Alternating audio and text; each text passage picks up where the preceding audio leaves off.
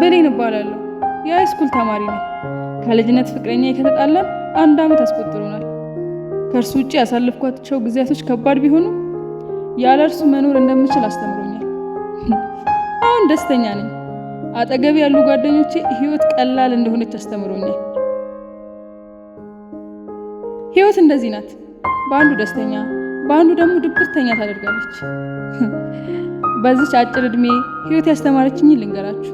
ህይወት እንዳሰብናት ሳይሆን እሷ እንደመረጠችልን ነው የምታኖረው።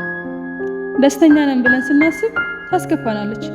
መቼም እንሆናለን ብለን የማናስበው ነገር ላይ እንድንሆን ታደርገናለች። በቃ በአጭሩ ህይወት እንዲህ ናት።